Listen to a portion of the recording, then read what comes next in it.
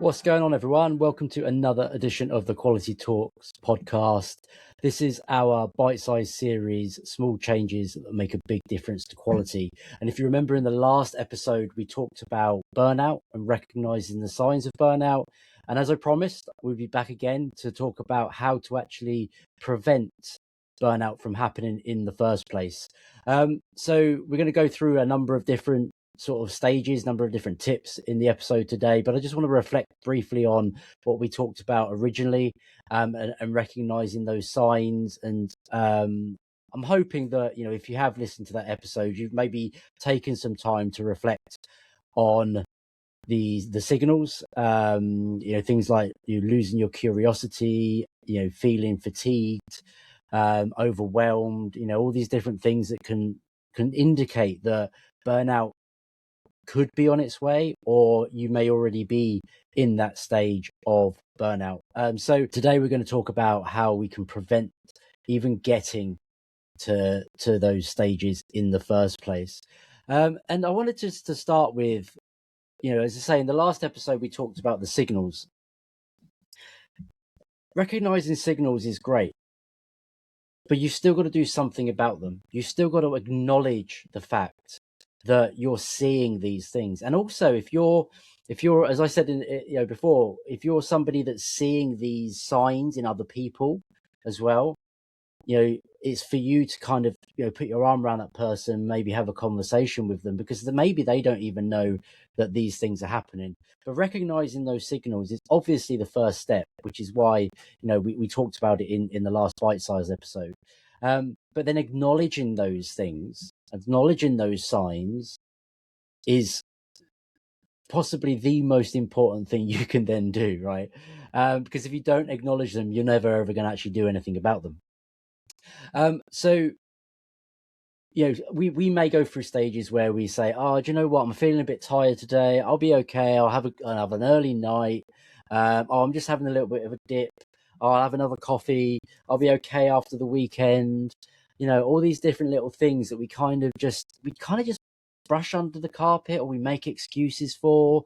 And you need to be able to acknowledge those things, right? So one way that you can do this, if you're starting to see some signs, one way you can really start to acknowledge them is take a few minutes at the end of a day to reflect.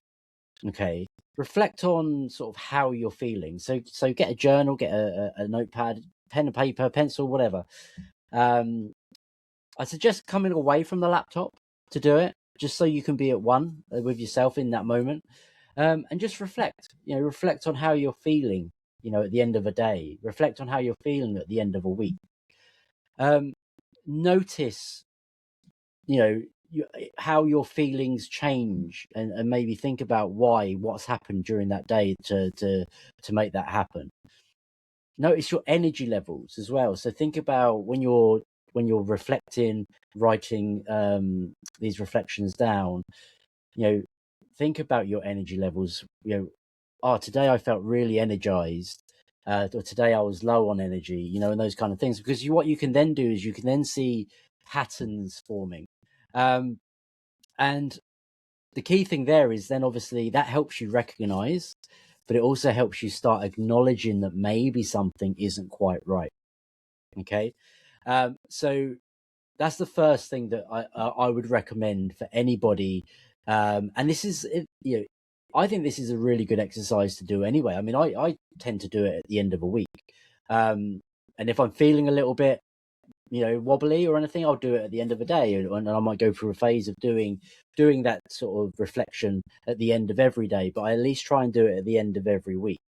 I also try and think about at the start of a week, what am I hoping to achieve during that week? And then kind of build that into my reflections as well. You may have a to-do list every day, but it's for me, it's kind of like thinking about what are the outcomes you want to try and achieve at the beginning of the week, having some reflection. Were you able to do that? How were you feeling throughout the week? Etc. So that's kind of what I do. So that's where I would ask you to start. So that's thinking about acknowledging that there could be something going on. Okay, so by you starting to reflect, that's your acknowledgement that something's going on. The second thing is, and it does flow from what I was just saying about journaling, is then starting to get things out of your head. So whilst you've done some reflection. So the reflection is more on, how am I feeling? What am I seeing? What am I experiencing?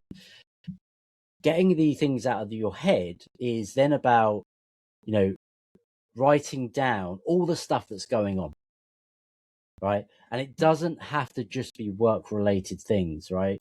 We are people, we are everyday people, we have families, we have friends, we have social lives, we have stresses that nobody, nobody will ever see, right? We don't bring them to work, but they do, mount up on us. So my recommendation here is to spend time and write these things down. Try and understand all the things that you've got going on, even if it just feels small. Write it down, because it could be a number of small things that just kind of throw you over the edge, and it might not be work at all. It may be that everything else is building up around you, and work is kind of like the trigger, if you like, to feeling burnt out. And if you like, you can also categorize these things. And we're great at thinking about risk and impact, and but categorizing them in terms of, how do you feel that is impacting you on a day-to-day basis? How do you feel like that is changing who you are, and how your energy levels are up or down? So for example, if you've got kids and you're having challenges with your child at school or something like that, and I'm sure anybody that's got kids will know what that can feel like. How does that make you feel? Do you notice when you're having those sort of stresses that maybe your energy levels for work are lower and up or down? And same things, when you're looking at a work environment. Are there certain things that happen, or certain things that you have on your plate that maybe make your energy dip really low, right? And make you think differently, stress you out more, etc. So try and get them out of your head. And there's different ways you can do this. You can just journal, like I said, so you can just get a pen, paper, and write.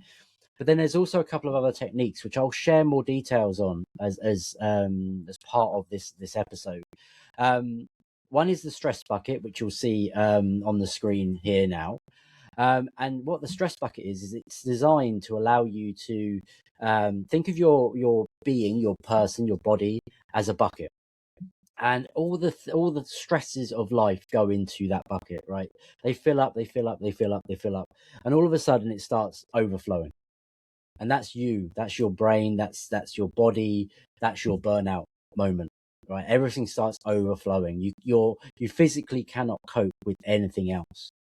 And you'll see there on the image, there's also a little tap. Now the tap is there to kind of get you to think about, what are the things that can help you relieve some of those stresses. So you can spend some time actually reflecting on, well, if I like to go out for a walk, or so what are these sorts of things that maybe you could do to try and just alleviate some of those stresses? So it's a really good exercise to go through, regardless of it just helps you acknowledge what we were talking about, but then reflect further, and sort of get under the hood a little bit more about what's going on, and maybe what are some of the things you could start doing that could potentially help help you improve yourself and how you're feeling. Another technique is a model that maybe I've spoken about before, I'm not sure, but it's called the zone model. And I use this in a number of different ways. I use this for coaching, I use it for team retros, that kind of stuff. But basically, it's a really simple model, which you've got a green circle in the middle. Around that, you've got a yellow circle, and then you've got a red circle. And you'll see it here on screen. So the green is your comfort zone, the amber or the yellow is your stretch zone, and the red is your danger zone. And you can simply ask yourself, which zone have I spent most of my week in, or most of my day in? And if it's in your comfort zone, that's great. You can think about that. You don't always want to just be in your comfort zone. Being in the stretch zone is good because it's challenging you and stuff. But sometimes it's nice to just be in your comfort zone for a little while. Sometimes that's what you need. And often, if we push ourselves to be better, push ourselves to improve and learn and all this sort of stuff, well, sometimes you just need time to just be, and that can massively help. So you can go through that process. You can use the zone model, and you can ask yourself, how have I, where have I spent my time this week, or on this particular day, or in this particular meeting. And if you find yourself that, you're in the danger zone, for example, and you're finding a pattern where you're in the danger zone quite a lot, that's not healthy. Sometimes you'll dip your toe in the danger zone and then step back out again, because you get an experience for it, and you're just like, I don't like that, I'm coming out, and and stuff like that. But if you spend too long in the danger zone, that's when you'll start seeing these issues starting to mount up and mount up and mount up. But again, it's a really great way for you to kind of just reflect and acknowledge what's going on with your body and stuff like that. You can also have other people do this with you, right? So you could do this with your team, for example, which is a great way of doing it, because you can get a feel for how everybody's getting on and such like.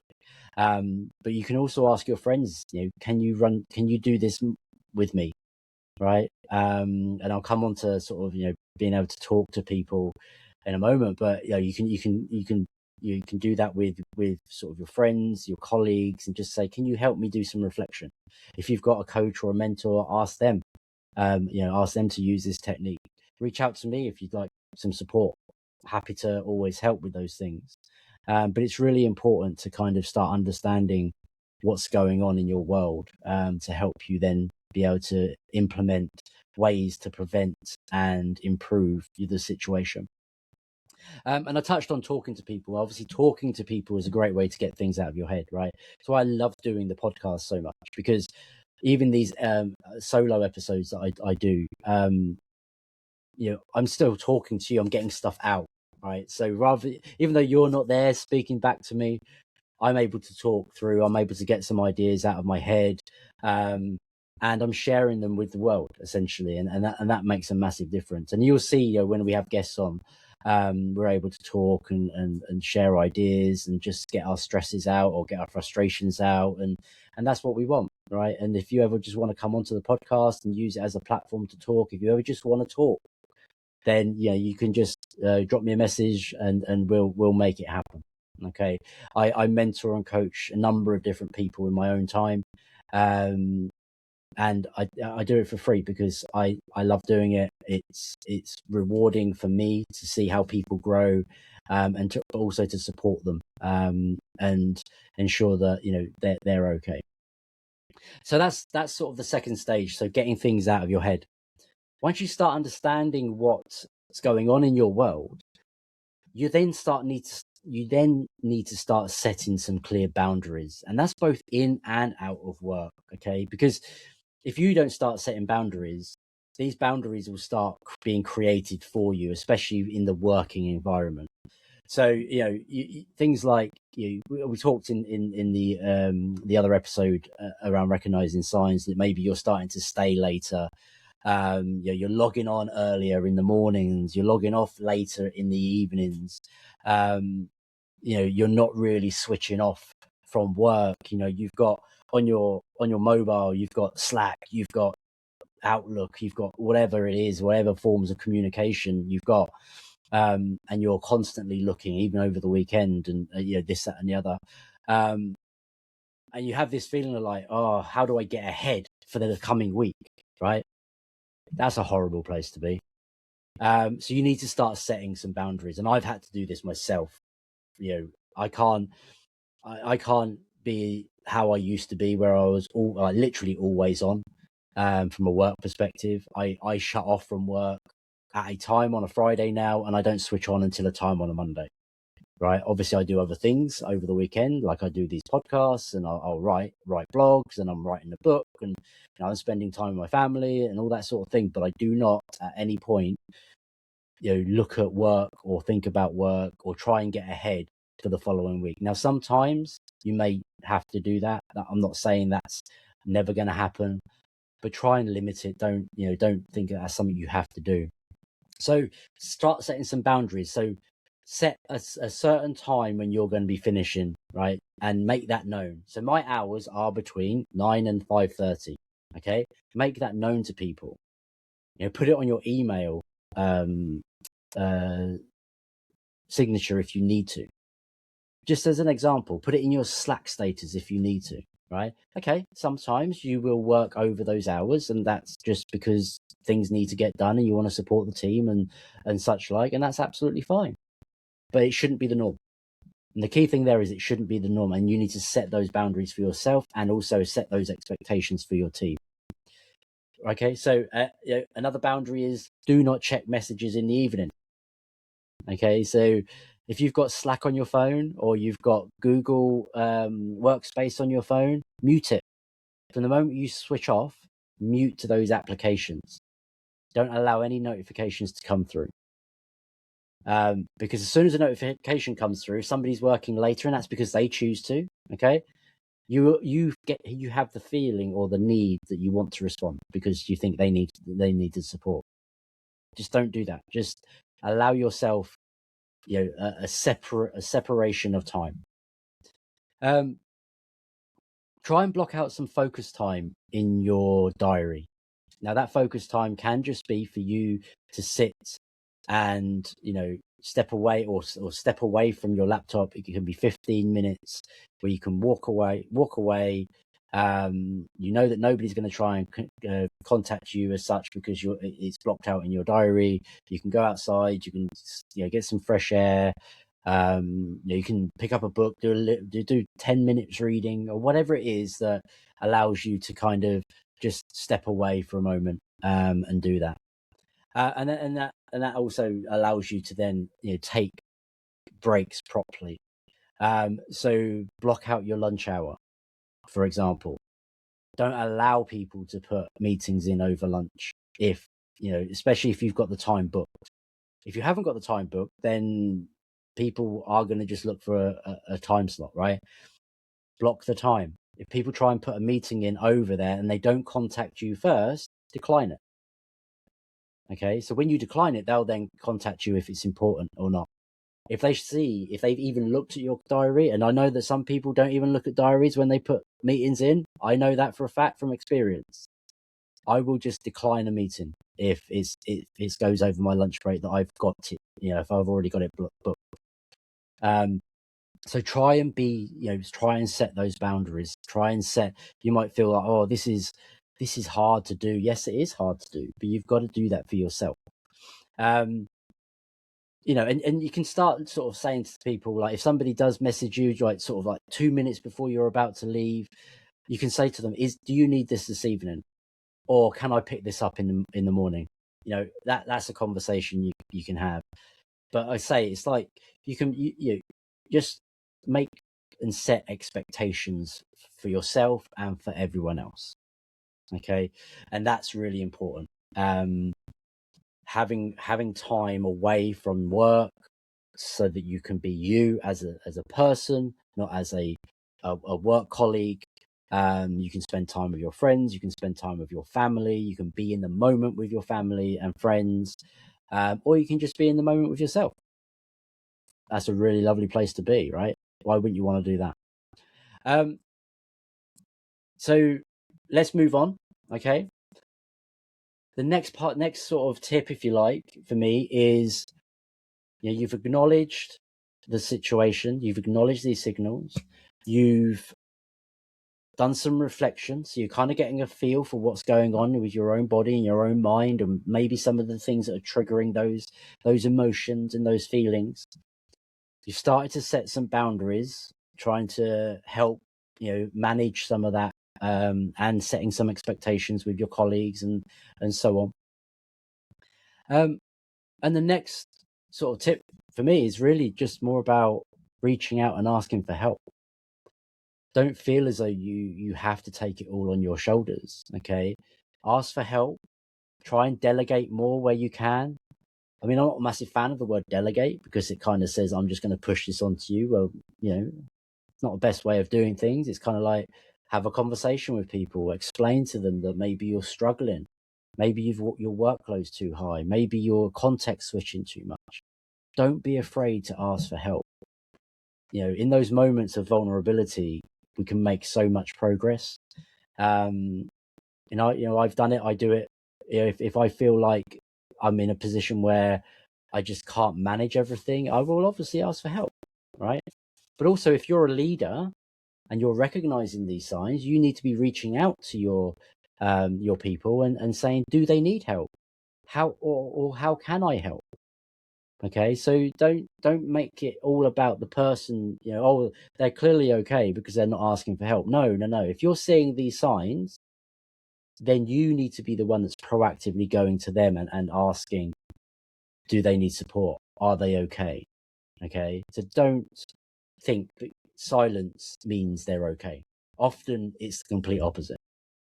Okay, so you can I know in these situations, especially from a quality professional perspective, sometimes we can be like, well, it's going to be quicker if I do it. I already know how this works, so I'll just pick it up and get on with it. I really don't want anything to be missed, because if I ask somebody else to help with this and they miss something, that's going to reflect on me. Well, no, it reflects on everyone. Okay, so that's how a team works, and that's sort of mentality that we have to get over and try and allow ourselves to acknowledge and accept. So asking a developer to walk through a feature with you. Okay, so rather than sort of, if you're struggling with something, struggling to understand how something might be working, ask somebody to walk through it. Getting somebody else to help with some of the testing. We talked about doing some pair testing before. Allow that person to test, right? And just then work with them, support them, rather than you having to do it all. How can you share that load? And don't feel like you're the only person that can have conversations around quality and testing and things like that. We've talked about shared ownership. Now, trying to change the system that you're working within to be shared ownership is not a quick fix to avoid you from burning out. That's something that happens over a long period of time. I mean, it isn't all on your shoulders either. There's things that you can do, as we've discussed, but that's not a real sort of a thing that you can do easily and quickly to prevent things. But you can start having these conversations and asking for help and trying to influence things in that way. And also, I spoke about sharing your thinking, not just sharing the output or the outcome that you've delivered. That's a really great way to then start allowing people to pick some of this stuff up, because they get more comfortable with things like that. So again, it's going to feel uncomfortable, but the short-term discomfort will be a long-term sustainability for you. And again, if you're seeing these signs in your colleagues and that you work with, ask them, do they need any help? Is there anything I can pick up and help with? It's really important. Tip number 5, protecting your curiosity. So one of the signs is, for burnout was, as quality professionals, we'll start losing our curiosity. We'll start just being mechanical. We'll start running scripts. And we won't really be thinking about the wider risk. We won't be asking the sort of the challenging questions to our product owners and to our developers and to our stakeholders and things like that. And we'll just kind of like go introvert and just go through the motions, so to speak. And obviously, if you're starting to feel that way, then that's a sign. But what I try and encourage you to do is don't allow that in particular to happen. Always ask those questions. Always be exploring. Always trying to think about the what if. It sounds weird because if you're got all this other stuff going on, then, and I've said before that your curiosity might start to fade. Well, if there's one thing that you can try and protect the most, it's that. Okay, so even on your reflections, you can sort of say, am I asking questions how I was? Have I been curious this week? right? And maybe that's one of the top things you ask, rather than saying, how am I feeling? How curious have I been this week? And that could be a really good indicator to say, how do I protect this? And that's a great way to start doing that. So you want to make sure that you are constantly asking those questions, okay? Because that way you still maintain your your role as a quality professional. And that's, as I said before, curiosity, which leads to question asking, is your superpower in my mind. So if you can protect that, all the things that we've talked about, if you put that at the top of your list of the things to protect, measure, monitor, that can be a really great way to kind of taking you beyond the feeling of burnout and actually feeling in a good place, or even like recognizing that something may not be quite right. Finally, I just want to talk about one last thing, and that's allowing yourself every day to just be at one with yourself. Okay, so allowing at least one thing a day that allows you to be at one with yourself, whether that be, a cup of coffee when you just sit and just be, whether you go for a walk and just listen to nature, whatever that one thing is, try and allow yourself some space and some time, even if it's just 5 minutes, 5 minutes to just do some breathing. Okay, just think about the world. Just don't even think about anything. You don't have to think about anything, right? I sometimes just sit and I don't actually think about anything at all. I just sit and listen to what's going on around me. I go for a walk every morning when I'm working from home. Every morning I'll try and go out for a walk. Sometimes I'll have a podcast on. Sometimes I'll just have the sounds of the world going on. But that's kind of like something for me where I can just be, right, and I can just get myself into my day. You might try and if you're trying to be one with yourself, don't spend time on your phone, don't spend time looking at a screen.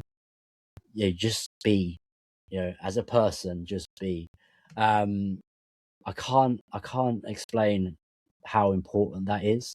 And I had a conversation with somebody recently about just that, right? It's just being in the moment with yourself, or being in the moment with your partner, right? Not even saying anything, just being. And it's an amazing experience when you allow yourself the time to do it. So if we just bring this all together, obviously, burnout is a very serious topic, and that's why I wanted to cover this off in these 2 episodes, and this will be our last episode of this bite-sized series in particular, and I think it's a really great way to kind of wrap it up. So just want to bring it all together. So some of the things we've been through today. So acknowledge those feelings. Okay, acknowledge the fact that things are happening, recognizing those signs and acknowledging them. Take some time to do reflection, whether it be daily reflection, weekly reflection. Think about the things that you want to reflect on. What are the most important to you? What might give you the most insightful feedback on how you're doing at any given time? I mentioned about curiosity, right? That could be the one that's at the top of your list. Allowing work to be shared, right? So again, asking for help, sharing workload where you can and where you feel as though it's the best thing to do. Setting boundaries for yourself. I can't stress how much that one is important. Okay, set your boundaries, make them clear to everybody, set expectations, and don't work outside of work, right? Don't feel as though you have to work at the time. If you're working a 40-hour week, 35-hour week, that's your working time. Okay, as I said, yes, there will be times where we all have to do extra hours here and there, and that's to support our team, it's to support the business, and that's what great professionals do in their roles. But that doesn't mean you have to be always on the clock, always waiting for the next message to come through from somebody that maybe doesn't have any boundaries or is happy to do some work in the evening. But this is about preventing burnout. Okay, so you need to set those boundaries and have them and be very, very clear. And as I said before, just take some time every day to just be. Okay, be with yourself, be in the moment, and I think you'll be amazed at what that can actually help you with. So I just want to leave you with some self-reflection. Okay, so think about these things. So where do you currently have no boundaries? So that's one thing you can think about. What are you holding on to that you can share? So from a work perspective, and also in your personal life as well. As I said before, not everything is geared and led by work stresses. Our personal lives can be very stressful. Okay, so think about all these elements of what's going on in your life right now. When was the last time you felt genuinely curious about work? And I'll say, when you're doing those self-reflections, you can actually ask yourself that question, or on a daily basis or a weekly basis, but just ask yourself that now. When was the last time you felt genuinely curious about work? When was the last time you felt excited about work? You're getting up in the morning and feel like some energy, like, yes, I'm really excited to be going to work today. Mondays are always hard. I get it. I understand. But, these are things you can think about. And this one is really important, right? Because this is where we started. What signals have you been ignoring recently? So if you listen to the first episode and you heard all the things and the signals that we talked about, what are the things that maybe you're ignoring? And be honest with yourself, because you need it. Okay. You might notice that I'm in a bit of a snazzy outfit for those that see me on YouTube. Well, I just wanted to bring some color to this episode because it is a little bit, it can be a bit emotional. It can be tough.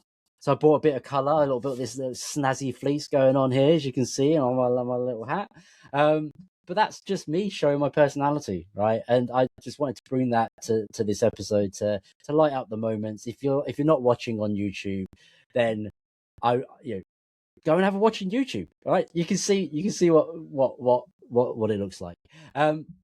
I will share some of those resources that I talked about as well in the show notes. So things like the stress bucket, the zone model. I'll also share a list of sort of micro behaviors that you can all try, and you can think about your own micro behaviors as well. But I think that's a nice way to wrap this up and to wrap this this bite-sized series up, which is small changes that make a big difference to quality. And people may think, well, never thought we'd go into talking about burnout around small changes. But my God, some of the most important things that we can do is look after ourselves, right? So if we're not looking after ourselves and we're not looking after our colleagues, then quality will dip in many, many different ways. So just remember that and look after yourselves. And if you ever want to reach out, just reach out to me. Happy to have a chat at any point, anytime. But that's it.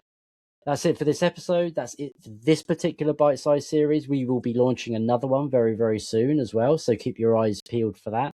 I'm going to wish you well and join us next time on another episode of Quality Talks podcast. Take care for now.